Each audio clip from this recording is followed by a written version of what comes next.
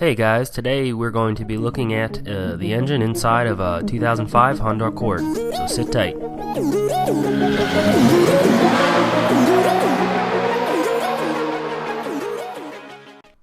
This particular Honda has about 200,000 miles and it's equipped with the i-VTEC, which is Honda's version of the variable valve timing on the camshafts. So we're just going to get right into it here. Knock out the easy stuff first. Here we got the fuse box. We come down here and we have the battery. Next we have the air filter here in the middle, and follow the airflow past the mass airflow sensor down to the throttle body there encircled. Then the airflow goes into the four pistons. It's a V4 2.4 liter dual overhead camshaft, DOHC, you see there. And come over here to the left, we have the analog brake system or module where the two brake lines come in and the four go out. Here you have some air conditioning lines. You have the high pressure and low pressure ports there on those blue little caps. Next you have the power steering line here in this snapshot. And we're gonna move on down here to where the serpentine belt's at. And the first thing here we got is the alternator hiding way down there. Here we got the power steering pump with the power steering lines here going into it, and then previously we saw the power steering line going out of it, and then also the reservoir was there. So we come back here, look behind the engine. We got quite a bit of space back here. Here's some more of the air conditioning lines. Here at the bottom, these lines down here are part of the brake system. Here we just have a bundle of electrical wires. So over here we have some radiator lines, and you see that blue little thin piece? That's part of the heater valve. So when you turn your knob in the cabin for more or less heat, that changes the amount of heat going into the cabin. So here you have part of that power steering line. If you go back in the video, you see where it's coming down here, just going toward the shaft to be able to turn your wheels easier. Obviously part of the power steering system. Alright, we're gonna continue on over here to the right, and you can see just a jumble mess of wires, but we'll see if we can explain that, make it a little easier for you. Here we have a vacuum line going from the air intake to the HVAC controls, just to help out the air actuated things, knobs and stuff inside the HVAC system. Here you just simply have throttle cables.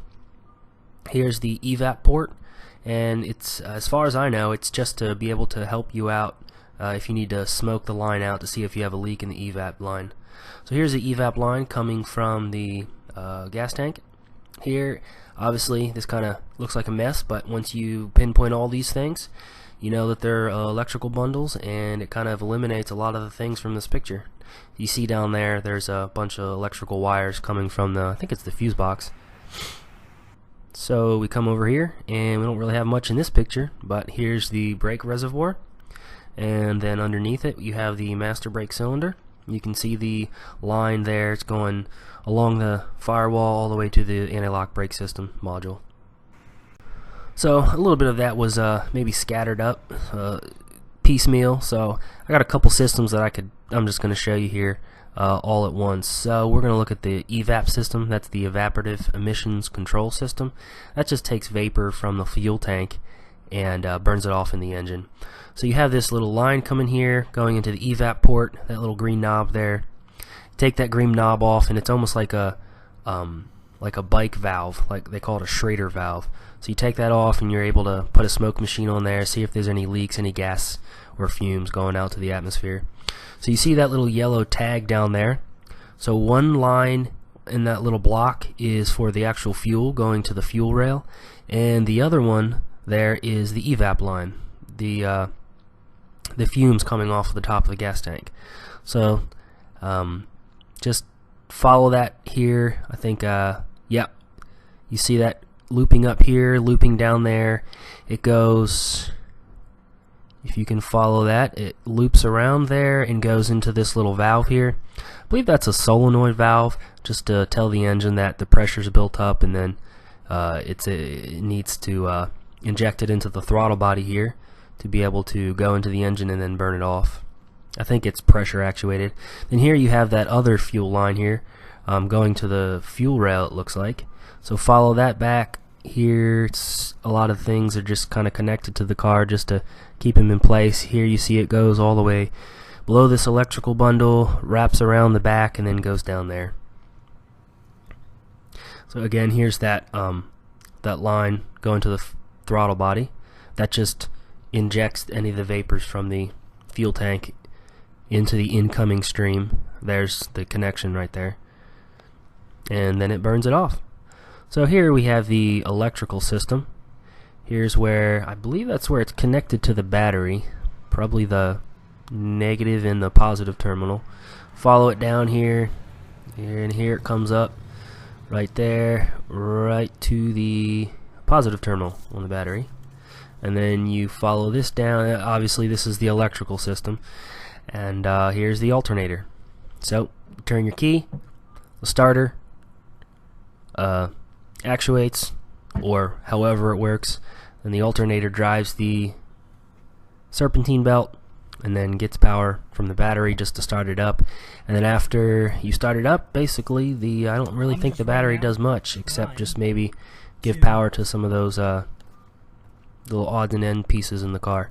Alternator does most of the electrical work, I think. So here's the air intake system. Looks like there's something missing there. Air intake system starts with the air filter, goes past the mass airflow sensor, past the throttle body, evenly distributes. You have the air intake manifold there, evenly distributes across the 4 pistons. So here we got the radiator system. I didn't really explain too much of the things in the radiator system except maybe the heater valve here earlier in the video. So you got the radiator cap, and then you have the coolant. And this is, they call it sometimes this tank, they call it a overflow tank. Just as it heats up and cools down, you expansion and all that good stuff for the fluid. Obviously fluid expands and contracts under heat and cooling. So there's the, I would say that is the upper, well obviously it's either the upper or lower radiator hose, I'm not really sure, can't remember. I think it's the might be the upper one. I missed it there. Alright, follow it back, look under there. Yeah, just goes under the well, you can see the radiator lines going off there going onto the throttle body. Some radiator fluid just heats up the throttle body plate, just so in cold weather the throttle body plate doesn't get stuck.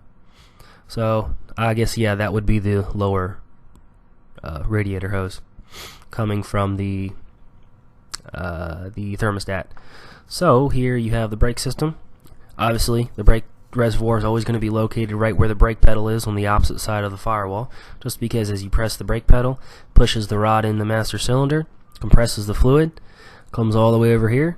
And if you're the analog brake system, just obviously presses the compresses the fluid is much faster than you can actually compress your foot on the brake pedal at a rapid speed. When you slam on the brake, it just compresses it real fast, so you can keep your wheels turning, and or turn the wheel there in the cabin. So here's the AC system coming from the compressor. 2 lines going into the cabin. One is a liquid line and the other one's going to be a vapor line. I'd imagine the bigger one is the vapor line, because vapor is going to take up more space than liquid. So there it's going into the firewall.